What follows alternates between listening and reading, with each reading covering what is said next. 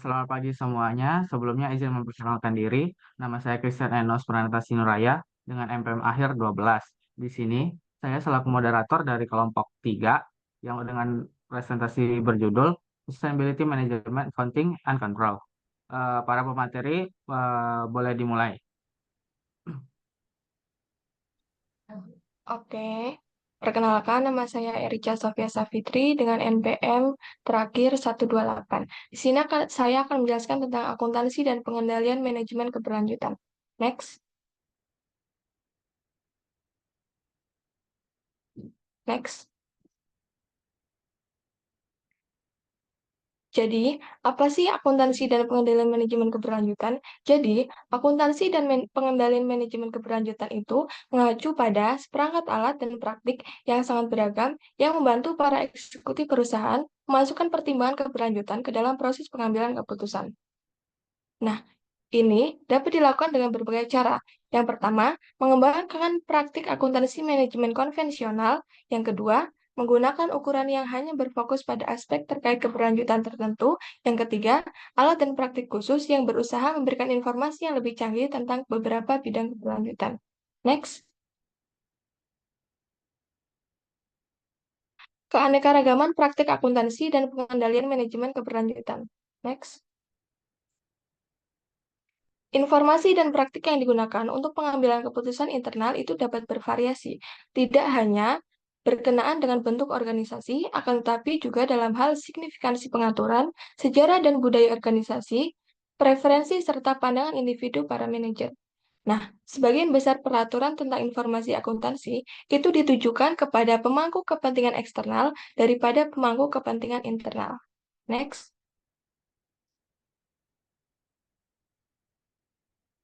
Fleksibilitas yang melekat dalam akuntansi manajemen keberlanjutan dan praktik pengendalian.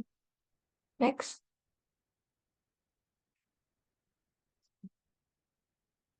Meski sering dianggap sebagai proses yang netral, akuntansi keberlanjutan itu sangat dipengaruhi oleh berbagai penilaian. Pilihan alat, asumsi, dan cara interpretasi yang beda itu bisa menghasilkan hasil yang sangat berbeda. Ini berarti bahwa akuntansi keberlanjutan itu tidak hanya sekedar menghitung angka, akan tetapi juga melibatkan proses pengambilan keputusan yang kompleks. Selanjutnya akan dijelaskan oleh teman saya.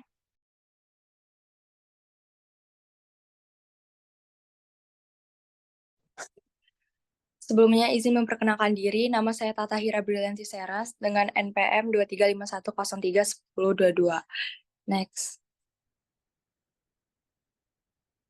Di sini saya akan menjelaskan tentang material flow cost accounting. Next. Material flow cost accounting atau MFCA yaitu metode akuntansi manajemen lingkungan yang banyak digunakan di industri manufaktur untuk mengurangi dampak lingkungan dan meningkatkan efisiensi. MFCA melacak dan mengukur aliran serta stok material seperti bahan baku, energi, dan limbah selama proses produksi. Selain volume material, MFCA juga memperhitungkan biaya terkait, pengadaan material, proses produksi, dan logistik untuk mengidentifikasi inefisiensi dan sumber limbah yang signifikan. Next. Life Cycle Assessment. Next. Life Cycle Assessment atau LCA adalah metode untuk menilai dampak lingkungan dari suatu produk, proses, atau layanan sepanjang siklus hidupnya. LCA mencatat dan mengevaluasi semua input dan output lingkungan dari setiap tahap siklus hidup produk, yaitu ekstraksi bahan mentah, mengambil bahan baku dari alam, produksi, pembuatan produk dari bahan mentah, distribusi, pengangkutan produk ke pasar, penggunaan produk oleh konsumen, pembuangan pengelolaan produk setelah masa pakainya habis. LCA juga dapat membantu dalam mengidentifikasi dampak lingkungan dari setiap tahap, seperti contoh kaos katun yang mencakup penanaman kapas, produksi transportasi, penggunaan dan pembuangan. Metode ini juga memungkinkan perbandingan alternatif bahan atau proses untuk menentukan opsi yang lebih ramah lingkungan, serta mengidentifikasi titik-titik kritis dengan dampak lingkungan terbesar. Next. Social Return on Investment atau SROA adalah metode akuntansi adalah metode akuntansi untuk menilai dampak sosial, lingkungan, dan ekonomi dari suatu investasi. Berbeda dari perhitungan laba finansial, SROA mengukur manfaat yang dirasakan masyarakat dan lingkungan. Proses SROA dimulai dengan mengidentifikasi dampak investasi meliputi dampak sosial, manfaat bagi individu atau komunitas seperti peningkatan kualitas hidup, dampak lingkungan, efek pada lingkungan seperti pengurangan pencemaran, dampak ekonomi, pengaruh ekonomi seperti penciptaan lapangan kerja. Setelah dampak diidentifikasi, nilai moneter diberikan pada setiap dampak dan hasil analisis disajikan dalam bentuk rasio. Rasio ini menunjukkan perbandingan antara total nilai dampak dan jumlah investasi. Misalnya, rasio 1:3, berarti setiap unit investasi menghasilkan 3 unit nilai nasional. SROA membantu organisasi dan investor mengevaluasi kontribusi sosial dan lingkungan dari investasi mereka untuk keputusan yang lebih berkelanjutan. Selanjutnya akan dijelaskan oleh rekan saya. Oke, perkenalkan nama saya Erik Jovan Ramadan dengan NPM akhir 004. Di sini saya akan menjelaskan tentang Sustainable Investment Appraisal atau penilaian investasi keberlanjutan. Next. Keputusan akuntansi manajemen yang mempertimbangkan keberlanjutan tidak selalu memerlukan alat khusus. Contohnya dalam penilaian investasi modal. Aspek keberlanjutan bisa diintegrasikan. Keputusan investasi juga sangat penting karena berdampak jangka panjang pada organisasi. Investasi besar seperti pembangkit listrik tenaga batu bara atau kilang minyak seringkali didorong oleh faktor keuangan semata. Namun dengan mempertimbangkan keberlanjutan, logika pengambilan keputusan dapat berubah, risiko yang timbul bisa lebih terukur. Next.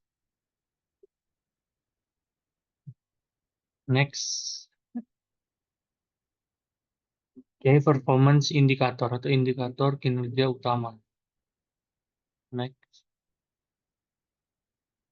KPI berperan krusial dalam mengukur kinerja organisasi. Dengan mengintegrasikan aspek keberlanjutan ke dalam KPI, organisasi dapat memastikan bahwa informasi ini menjadi pertimbangan utama dalam pengambilan keputusan dan mempengaruhi budaya organisasi secara keseluruhan.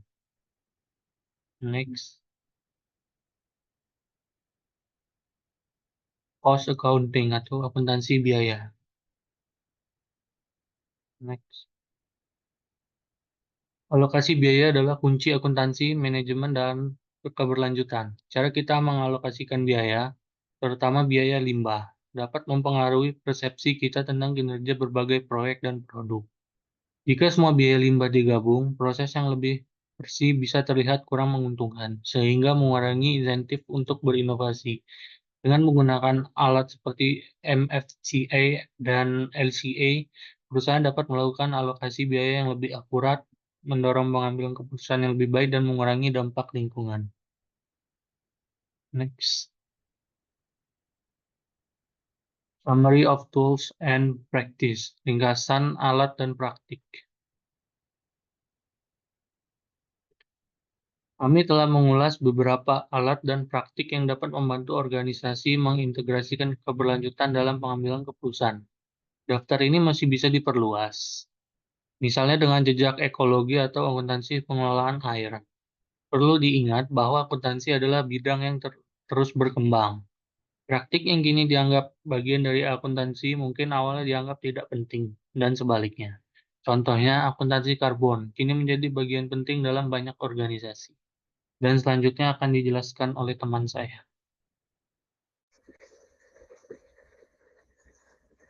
Selanjutnya ada akuntansi dan pengendalian manajemen keberlanjutan. Pertimbangan utama. Next. Yang pertama ada tingkat analisis, apa entitas yang sedang diukur. Salah satu pertanyaan pertama yang diajukan berkaitan dengan entitas dan tingkat yang tepat adalah mempertimbangkan entitas dan operasinya.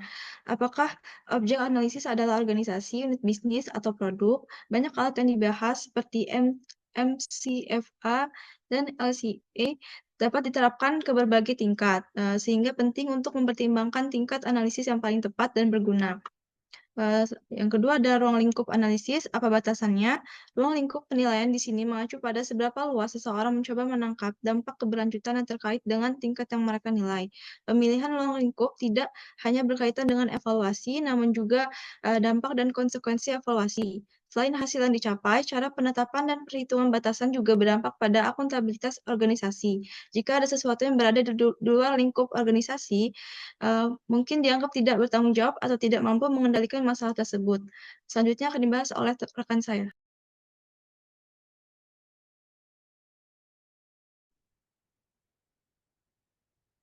Materialitas, isu-isu apa yang harus dinilai dan difokuskan. Standar GRI mendefinisikan materialitas sebagai prinsip yang menentukan topik material mana yang harus dilaporkan. Tidak semua topik relevan memiliki kepentingan yang sama, sehingga pembuat laporan harus mencerminkan prioritas relatif. Keberlanjutan mencakup berbagai isu, sehingga sulit bahkan tidak mungkin untuk mencakup semuanya dalam satu penilaian. Pengambilan keputusan organisasi dan pemangku kepentingan organisasi harus memutuskan isu mana yang penting dan mana yang material. Materialitas mengacu pada pertimbangan sejauh mana isu keberlanjutan tertentu relevan bagi organisasi dan pemangku kepentingannya. Selanjutnya ada eksternalitas. Eksternalitas adalah biaya dan manfaat yang diperoleh dari dampak kegiatan yang tidak ditanggung oleh organisasi. Eksternalitas ada pada berbagai tingkat dan skala, dan dampak dari pertimbangannya sangat bervariasi. Selanjutnya akan dilanjutkan oleh rekan saya.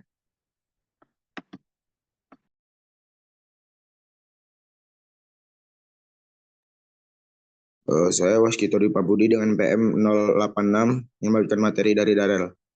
2. Penilaian. Matriks mana yang digunakan, bagaimana, dan mengapa. Dalam akuntansi konvensional, kita terbiasa menggunakan satu unit tunggal, uang yang mendominasi perhitungan. Hal ini membuat segala sesuatunya tetap sederhana, meskipun terkadang kesederhanaan tersebut dapat menutupi kerumitan yang mendasarinya. Ketika menyatukan informasi akuntansi dan pengendalian manajemen keberlanjutan, ada berbagai alternatif yang perlu dipertimbangkan dan meskipun uang dapat menjadi salah satu di antaranya, uang seringkali bukan satu-satunya atau bahkan yang paling berguna, yaitu informasi kualitatif dan kuantitatif, yaitu informasi yang tidak melibatkan angka berguna. Memang informasi kualitatif seringkali tidak dapat dihindari dalam mengkomunikasikan berbagai jenis informasi dalam lingkungan internal. Pengungkapan naratif merupakan contoh umum informasi kualitatif. Kuantitatif yaitu informasi yang melibatkan angka dianggap perlu untuk sistem akuntansi dan pengendalian manajemen yang bermakna. Beberapa bahkan menganggap informasi kuantitatif lebih baik daripada informasi kualitatif. Angka relatif dan angka absolut. Dengan cara yang sama, ada juga pertimbangan yang penting yang harus diperhatikan terkait penggunaan angka relatif dan absolut dalam akuntansi manajemen dan informasi pengendalian. Angka relatif seperti berapa banyak energi yang digunakan untuk memproduksi 1 ton baja dapat memberikan wawasan karena dapat menunjukkan bagaimana kinerja telah menjadi relatif lebih baik atau lebih buruk. Pada saat yang sama, peningkatan relatif dapat menyembunyikan fakta bahwa pada saat yang sama angka absolut. Misalnya, total energi yang digunakan untuk memproduksi baja mungkin masih meningkat jika perusahaan memproduksi lebih banyak baja. Informasi moneter dan fisik. Sebagian besar pengembalian keputusan organisasi terbiasa dengan informasi moneter sehingga lebih mengutamakan informasi tersebut daripada jenis informasi lain yang dinyatakan dalam satuan fisik atau dalam bentuk kualitatif. Selanjutnya akan dilanjutkan oleh rekan saya.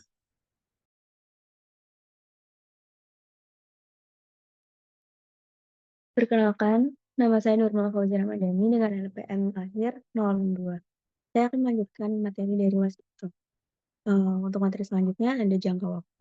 Dalam akuntansi dan pengendalian manajemen keberlanjutan, pertimbangan kerangka waktu sangat krusial. Kebanyakan indikator saat ini lebih berfokus pada masa lalu. Namun, untuk pengambilan keputusan yang efektif, indikator berwawasan ke depan sangat dibutuhkan. Meskipun tidak bisa memprediksi masa depan secara pasti, indikator ini membantu manajemen menilai dampak keputusan saat ini terhadap keberlanjutan jangka panjang. Selain itu, Perbedaan antara informasi jangka panjang dan jangka pendek juga perlu diperhatikan. Manajer di berbagai tingkatan membutuhkan jenis informasi yang berbeda untuk mengintegrasikan keberlanjutan ke dalam pengambilan keputusan mereka. Lalu yang selanjutnya ada ringkasan dan pertimbangan utama. Kualitas keputusan bergantung pada akurasi, kelengkapan, dan relevansi informasi akuntansi keberlanjutan.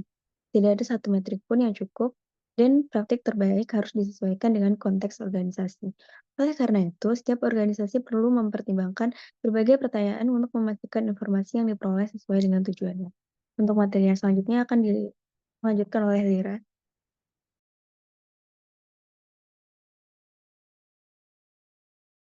Perkenalkan, nama saya Lira Ananovita. Di sini saya akan melanjutkan materi dari Nurmala.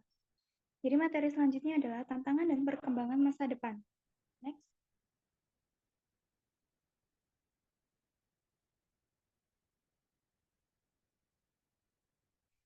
Yang pertama, memastikan bahwa akuntansi manajemen keberlanjutan menjadi inti, bukan tambahan.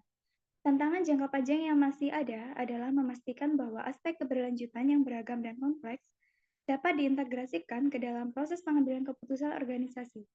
Meskipun pengetahuan di bidang ini telah berkembang pesat, informasi akuntansi manajemen yang berbasis keuangan tradisional masih sering menjadi yang utama dan yang paling diandalkan oleh para manajer dalam pengambilan keputusan. Oleh karena itu, pengaturan sistem akuntansi organisasi menjadi penting. Yang kedua, memastikan relevansi indikator yang digunakan. Babington dan Thompson menyatakan ketidakpuasan mereka terhadap praktik akuntansi manajemen keberlanjutan yang umumnya berfokus pada ukuran relatif, seperti peningkatan efisiensi ekologi. Pendekatan seperti itu kurang menantang model bisnis secara mendasar karena memungkinkan peningkatan kinerja keberlanjutan relatif hampir di semua aktivitas. Namun, dari sudut pandang keberlanjutan yang lebih luas, peningkatan seperti itu mungkin masih mengarah pada dampak negatif yang lebih tinggi pada keberlanjutan secara absolut. Materi selanjutnya akan dilanjutkan oleh Sania.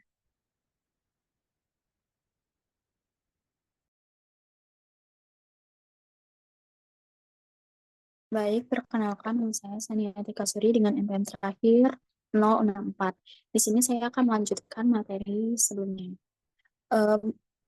Memahami mengapa organisasi tidak menerapkan manajemen akuntansi dan pengendalian keberlanjutan. Untuk memahami mengapa beberapa organisasi lambat dalam mengadopsi praktik ini, karena mereka mempertimbangkan motivasi organisasi untuk menggunakan praktik ini. Kita dapat mempertimbangkan faktor penggerak internal dan eksternal, di mana penggerak eksternal utamanya yaitu motivasi dari luar, dapat berupa persyaratan peraturan, di mana suatu organisasi dalam industri tertentu atau di lokasi tertentu dapat diminta untuk mencatat dan memantau suatu elemen kinerja lingkungannya secara sistematis. Selanjutnya, peran profesi akuntansi. Profesi akuntansi merupakan mata rantai inti dalam bidang akuntansi dan pengendalian manajemen keberlanjutan, di mana profesi ini berperan dalam mengembangkan indikator, alat, dan pendekatan baru. Materi selanjutnya akan disampaikan oleh rekan saya.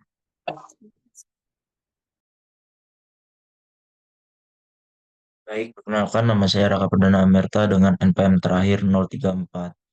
Di sini saya akan menjelaskan kesimpulannya. Dalam bab ini kami telah membahas bidang luas manajemen berkelanjutan, akuntansi, dan pengendalian. Kami telah berupaya memberikan definisi dan pemahaman tentang topik tersebut dan memperkenalkan serta merefleksikan secara kritis sejumlah alat dan praktik. Sekali lagi kami mencatat bahwa ada sejumlah besar alat dan praktik yang belum disertakan, tetapi Anda sekarang harus memiliki pemahaman tentang peran informasi akuntansi manajemen dalam transisi menuju keberlanjutan dari perspektif praktik terkait berkelanjutan konvensional dan yang baru muncul, mengintegrasikan pertimbangan lingkungan sosial dan ekonomi yang lebih luas. Dalam menyimpulkan diskusi ini, kami telah menegaskan kembali perlunya tidak hanya mengembangkan alat dan praktik baru yang membantu kita mengatasi tantangan keberlanjutan yang kita hadapi, tetapi juga perlu merefleksikan dan menantang batasan alat dan praktik yang ada atau konvensional. Ya.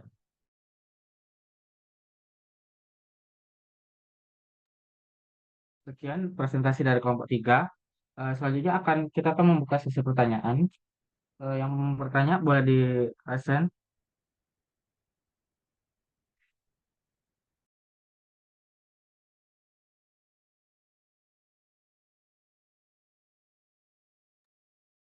Mungkin dari Vio duluan, boleh di on mic dulu.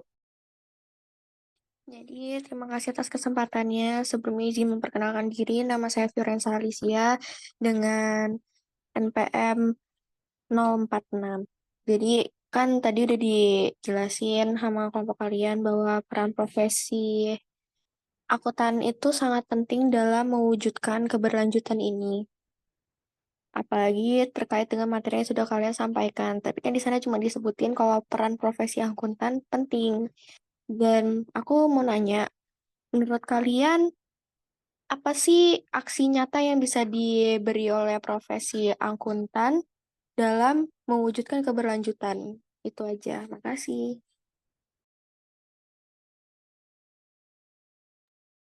Oke, terima kasih. Selanjutnya pertanyaan selanjutnya oleh dari Kezia. Oke, aku izin bertanya, izin perkenalan diri, aku Kezia William dengan NPM terakhir 042. Pertanyaannya, gimana sih cara pengimplementasian akuntansi dan pengendalian manajemen keberlanjutan supaya tuh tetap dapat memprioritaskan keberlanjutan lingkungan, tapi tetap memaksimalkan keuntungan juga bagi perusahaan. Terima kasih. Oke, selanjutnya dari Salsa. Nama saya Salsa Nabila Chandra dengan NPM terakhir 06. Tadi kan sudah dijelaskan ya mengenai informasi kualitatif dan kuantitatif. Kira-kira apa perbedaan antara informasi kualitatif dan kuantitatif dalam mempengaruhi pengambilan keputusan organisasi di sekolah ini?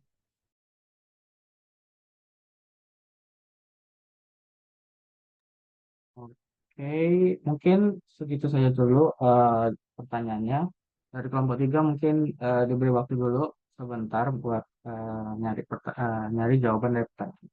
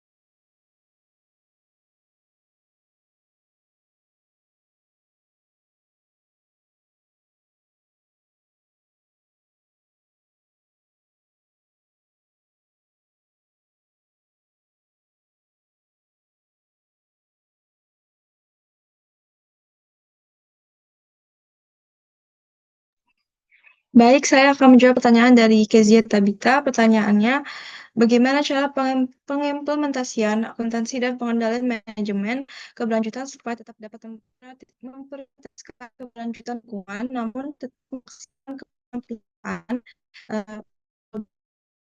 dengan cara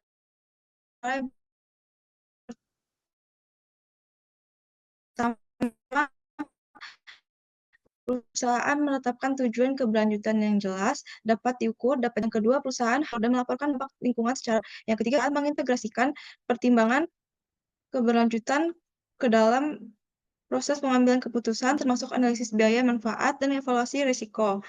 Yang keempat, usaha memprioritaskan investasi dalam praktik keberlanjutan seperti pengurangan limbah dan penggunaan bahan ramah lingkungan. Yang terakhir ada perusahaan secara teratur memonitor dan mengevaluasi kemajuan mereka ke dalam mencapai tujuan keberlanjutan. Selanjutnya saya kembalikan kepada moderator. Sekian jawaban dari kelompok 3. Untuk dari Kezia sendiri, udah cukup dong pertanyaannya? Cukup, terima kasih. Oke, mungkin selanjutnya jawaban dari pertanyaan dari Salsa mungkin boleh dijawab. Oke, di sini saya akan menjawab pertanyaan dari Salsa. Jadi tadi dia nanya, apa sih perbedaan antara informasi kualitatif dan kuantitatif dalam mempengaruhi pengambilan keputusan organisasi di akuntansi keberlanjutan. Jadi, informasi kualitatif itu membantu dalam pengambilan keputusan yang strategis dan taktis yang lebih kompleks. Sedangkan informasi kuantitatif itu digunakan untuk membuat keputusan operasional yang lebih spesifik. Jadi, informasi kualitatif dan kuantitatif itu saling melengkapi dalam pengambilan keputusan akuntansi keberlanjutan. Informasi kualitatif itu memberikan konteks dan deskripsi yang lebih luas, sedangkan informasi kuantitatif memberikan data yang dapat diukur dan digunakan untuk prediksi. Dikembalikan kepada moderator. Mungkin cukup jawaban dari kelompok 3. Dari Salsanya sendiri udah cukup sama jawabannya dari kelompok 3. Sudah, terima kasih. Lanjut ke pertanyaan terakhir dari Vio. Boleh dijawab dari kelompok 3. Oke. Pertanyaannya kan tadi apa aksi nyata yang dapat akuntan lakukan dalam mewujudkan keberlanjutan? Jadi yang pertama itu perusahaan menyusun laporan keberlanjutan yang transparan dan akurat, mengungkapkan dampak lingkungan, sosial, dan tata kelola dari operasi mereka. Yang kedua itu menyediakan analisis yang mempertimbangkan faktor keberlanjutan dalam keputusan dalam menginvestasi suatu perencanaan strategis. Yang ketiga, melakukan audit yang bertujuan untuk memastikan bahwa praktek keberlanjutan yang diadopsi perusahaan sesuai dengan standar dan regulasi yang berlaku. Yang selanjutnya, memberikan pelatihan kepada rekan kerja dan manajemen tentang pentingnya keberlanjutan dan bagaimana mengintegrasikannya dalam proses bisnis. Mungkin kembalikan ke moderator. Mungkin jawaban dari kelompok 3. Untuk dari Vio sendiri, udah cukup? Cukup. Oke, berarti mungkin itu saja presentasi dari kelompok 3. Untuk mungkin presentasinya udah sampai sini dulu. Sekian, terima kasih.